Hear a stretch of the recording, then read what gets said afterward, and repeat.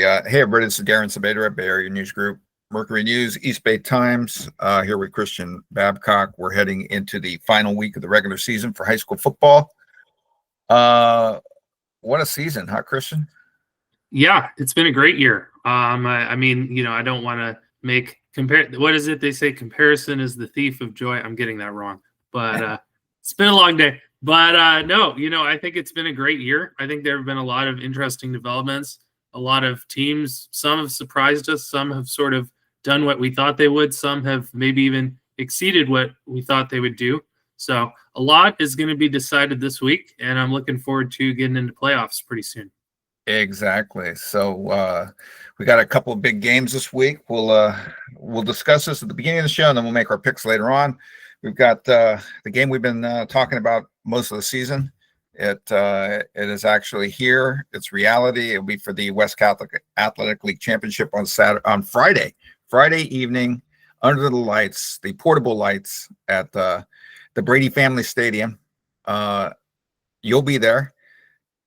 What are you looking forward to the most about being in San Mateo on Friday night?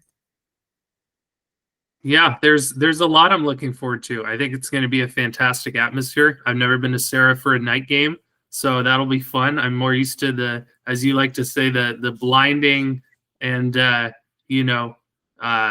can't think of the word, but it gets warm up there on an early fall Saturday. So expecting some chill, some fog, and a great atmosphere under the lights. But I've kind of floated this to a few people, and this kind of reminds me of 2023 Michigan versus Ohio State, where Riordan is Ohio State with the great passing game. And Sarah basically just wants to bludgeon you. And that's what Michigan did to Ohio State that year. I'm not sure Sarah's going to be up for that against Riordan this year, but it should be a fantastic game. I think this is going to be a classic and what we talk about for years to come. Should be. Sarah bludgeoned Riordan 2 years ago in that stadium, 53-7. I'm guessing that Michael Mitchell Jr. and his teammates probably have that score circled somewhere. I'm sure they haven't forgotten it. Yeah. To make another analogy, it kind of reminds me of the Kevin Durant Warriors, or just kind of Kevin Durant as a player. I think Mitchell is going to get his. He's probably going to throw at least 3 touchdowns no matter what. So it'll be a matter if Sarah can keep up with them and if they can stem the tide just enough, kind of like Los Gatos did in the playoffs last year. We've got a number of rivalry games, and we'll get to them in our picks. We got the Skull game. Have you done your research to find out about the Skull game, where Terra Nova and Half Moon Bay will be playing in Pacifica on Thursday night? We've got the Bruce Mahoney game on Friday night with Sacred Heart Cathedral and SI going at it over Kezar.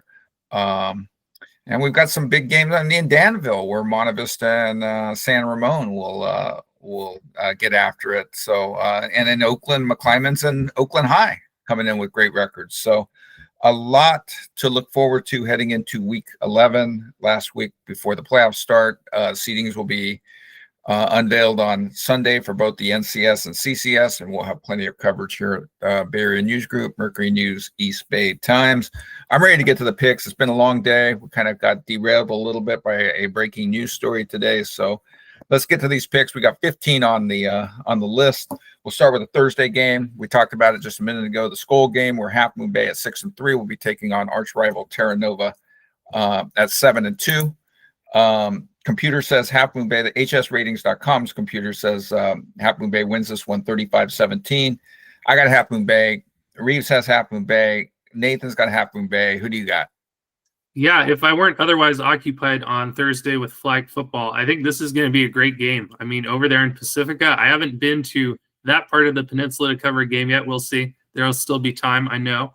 But yeah, I've been really impressed with Half Moon Bay, but Terra Nova is also, nevertheless undefeated in league play this year, I believe. I saw that, which surprised me. But they're having a great year, and we'll see what they do in the playoffs. But I think this is Half Moon Bay's game to win.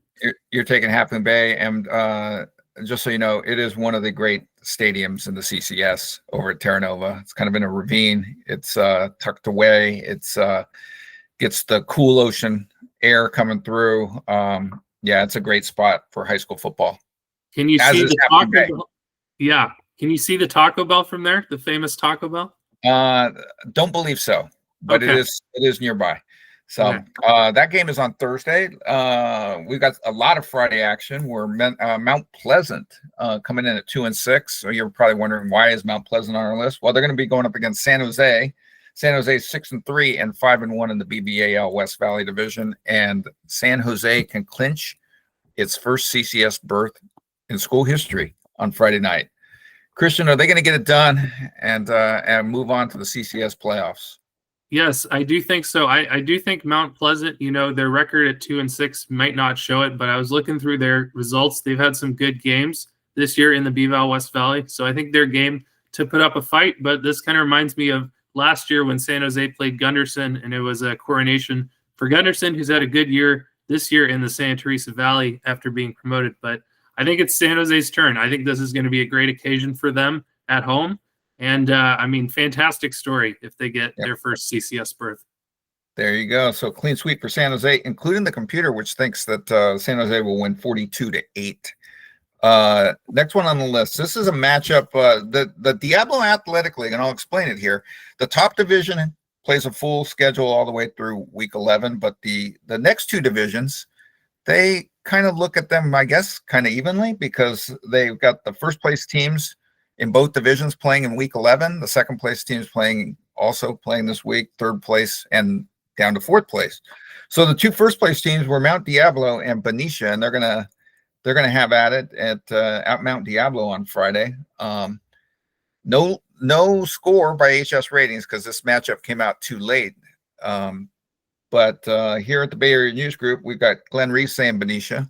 You've got me saying Benicia, and you've got Nathan saying Benicia. So we are all on the bandwagon of Coach CJ Anderson. Is CJ going to be smiling or fuming after this game against Mount Diablo? Yeah, I think he's going to be smiling. I think he's had a lot to smile about this year. They've had a good season so far, the Panthers up there. And the Red Devils have had a good, time this year. Sort of, now that they've gotten their field in line. It was a tough start to the season for them, but they've had a good year, and I think there'll be a good atmosphere at home, and it's great to see, them getting that field back together. But I think, Benicia, I think they're poised to get this one and kind of go into the NCS playoffs with some good momentum. There you go. And it was the Las Vegas Raiders who helped them out with that field, I believe. So yes, read Prep Spotlight for more this week. There you go.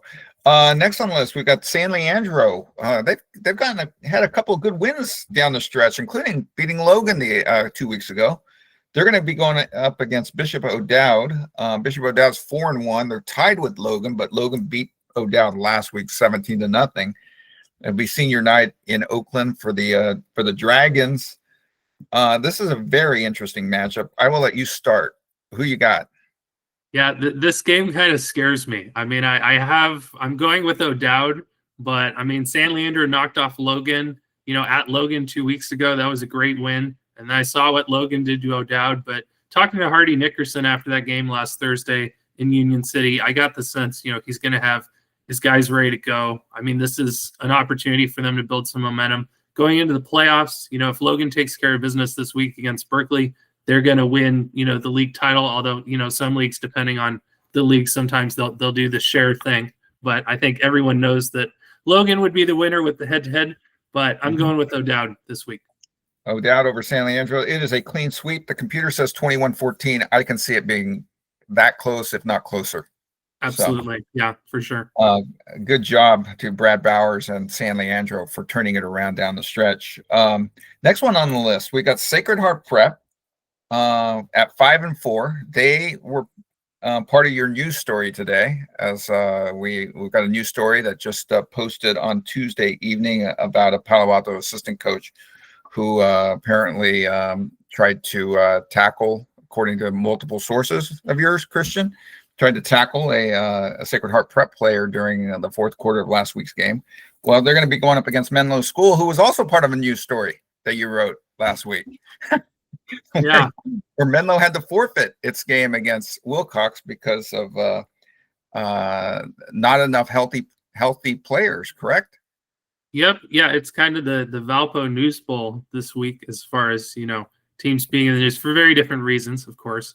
But yeah, it'll be interesting to see if Menlo's got their full complement or close to it back this week. I would expect they do.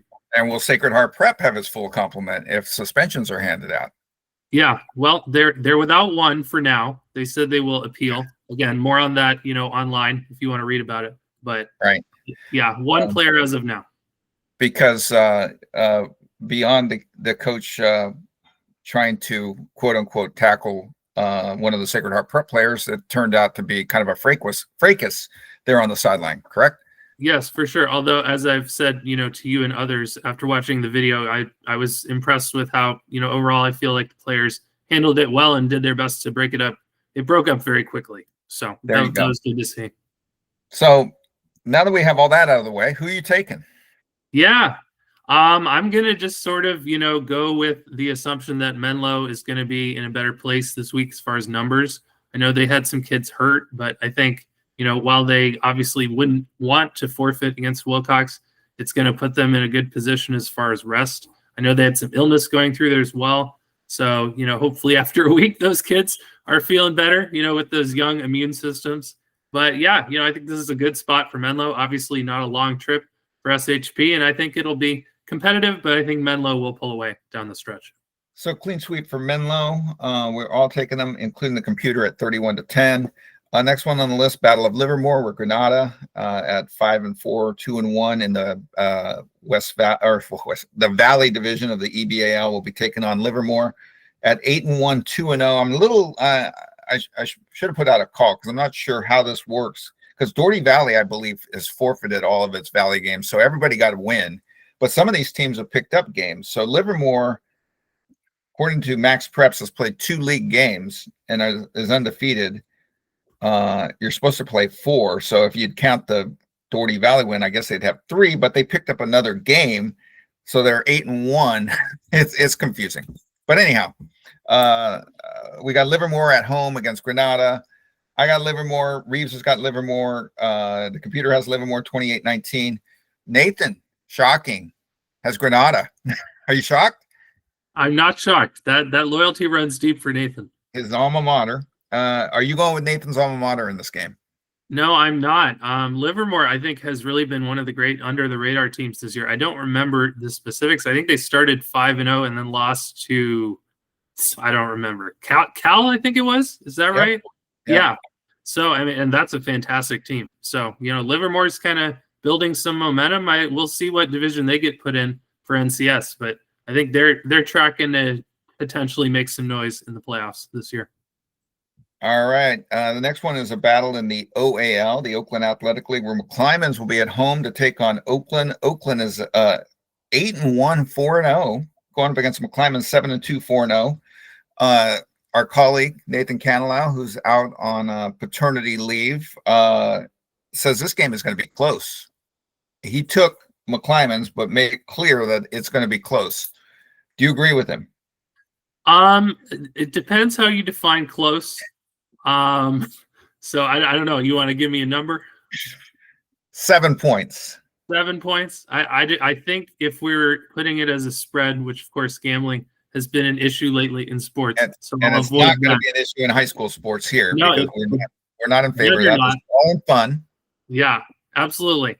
But no, I would project that McClymonds will win this game by more than a touchdown. I've been really impressed with Oakland, though, and I will get on my Joseph Dicus Memorial soapbox here and reiterate his point from last year that, however it happens, whether it's the OAL gets absorbed into NCS or they have a special agreement, there should be more than one OAL team that has a chance to, advance in the playoffs and, make some noise in NorCals and all that fun stuff. I think it's disappointing that a team like Oakland is probably going to be denied that opportunity this year. Yeah, good point. McClymonds is a clean sweep on this board, including 28-14 by the computer, so 2 touchdowns.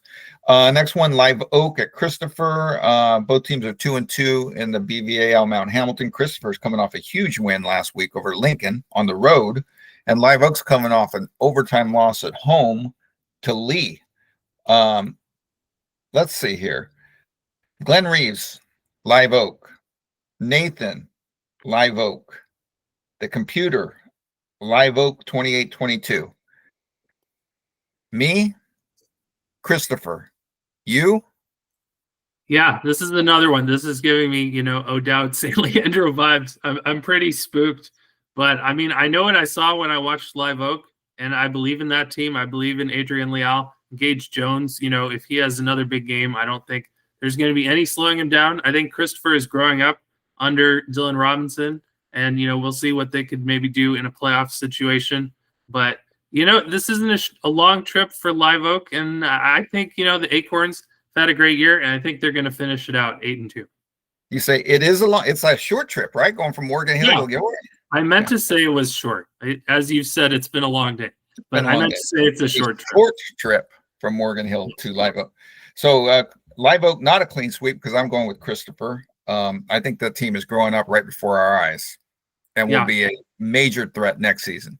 Yeah, I mean, we'll see. Like I said, playoffs, and there's always a lot of talent down there. So we'll see what they can do.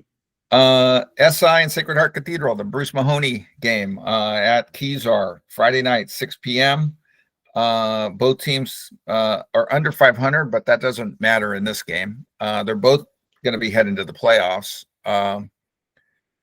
Christian, are you taking SI, the team that you picked quite a bit last year, or is it going to be Sacred Heart Cathedral celebrating a Bruce Mahoney win on the natural grass at Kezar? Yeah, beautiful setup there, by the way. I love the photos we got when they played Riordan, I think it was. Yeah, it's a great atmosphere over there. I'm sure it'll be off the chain. I think I saw some highlights from Cal High of the SHC volleyball Bruce Mahoney this year at USF. So always a great atmosphere. But yeah, no second half SI for me this year. No cardiac cats. It's been a little different. I think Sacred Heart Cathedral, I know you said they're under 500, but I think this year they're kind of the quintessential WCal team that's actually pretty darn good, but, they're in the WCal, so they're going to lose some games. But, I think they win this game. I think they go into the playoffs 5-5, probably still. I know we've discussed this a little bit, probably maybe still sneak into that D1 open bracket. And, I think they could surprise people. So we'll see. Clean sweep for Sacred Heart Cathedral, and the computer says 31-24. I can see it being that close, if not closer. Next one on the list was for one of the BVAL division championships, Sobrato against Willow Glen. Both teams 4-0. This is the Santa Teresa Valley or Foothill? I can't remember. This is Santa Teresa Valley. All right. Who you got? Let's go quick until we get to Riordan and Sarah. Yeah, I got Willow Glen. I mean, another great year for them. A win over Christopher, which is looking better and better. And Sobrato's a nice team, but Willow Glen, I think, just on a different level. And I'll be interested to see if they get promoted this next year because they're losing a lot from this team. And I wasn't sure why they didn't get promoted last year. So we'll see. All right. Clean sweep for Willow Glen, including the computer at 27-13. Next one is Amador Valley coming off a huge win last week over Monte Vista.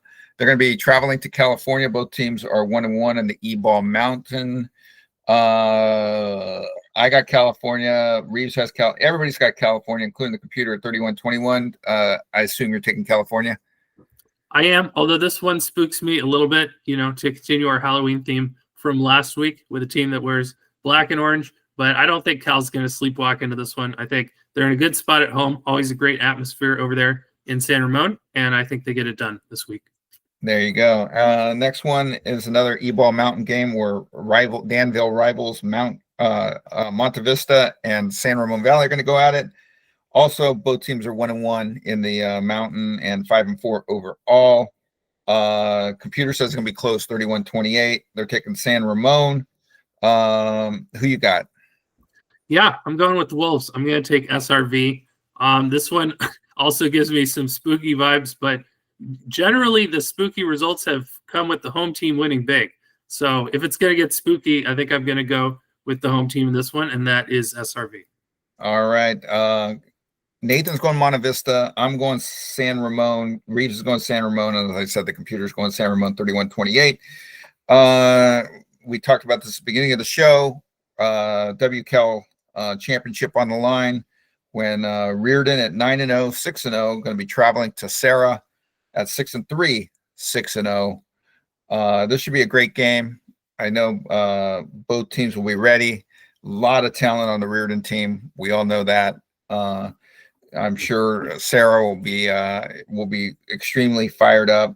This kind of reminds me of the game at 2021 when St. Francis went in there, although that was kind of surprising. I don't know if it would be that surprising if Riordan did what St. Francis did to Serra. I think it was fall of 2021 when St. Francis went in there and really walloped Serra for the WCAL championship. But 3 weeks later, Serra got its revenge and won the CCS Open Division or Division, whatever they were calling it back then. This time, both teams are going to be heading to the CCS Open Division I playoffs. So I'll let you go first. Who you got?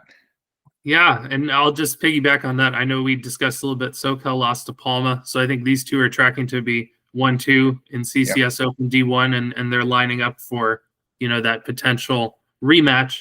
But yeah, I thought about this one a fair amount. I agonized a bit, and I think this is Riordan's year. I think they've put it together. I think they're going to get it done. I think they're more mature. I think they've figured a lot of things out, and the camaraderie's good. And like you said, the talent is pretty overwhelming. I don't think they will overwhelm Serra. Serra's got a lot of good young talent, but Riordan's got senior talent, senior D1 talent all over the field, and I think they will win this game in San Mateo.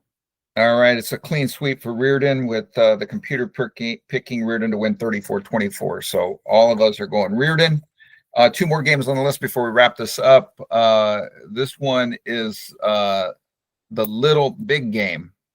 I think that's I mix these two up all the time. So this is Burlingame and San Mateo for the 90 whatever time. I'm gonna get the accuracy on it. I should have gotten it. I know it's been a long day, but anyhow, Burlingame and San Mateo are going to go at it on Saturday at 11 in the morning.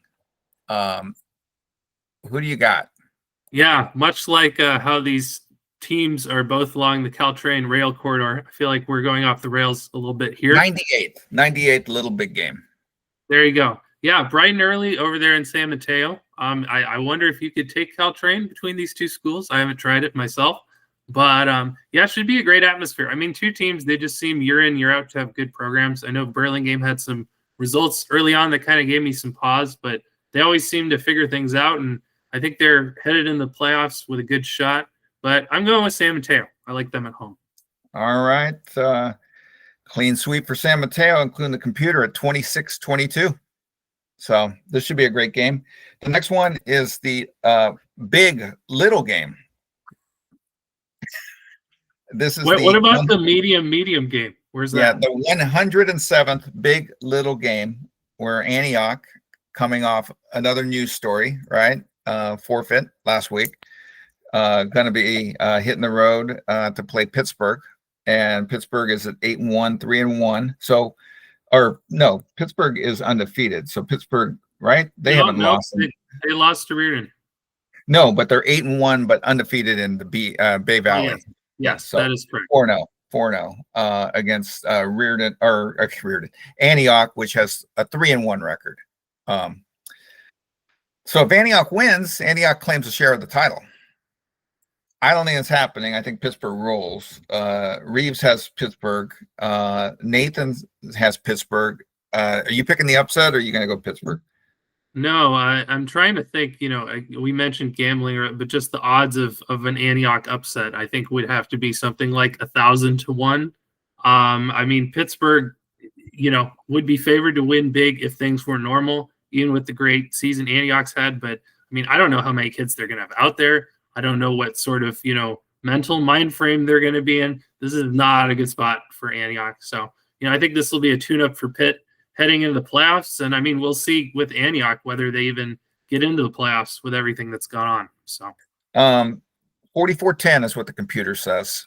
I think the last time Antioch beat Pittsburgh, their running back was Najee Harris.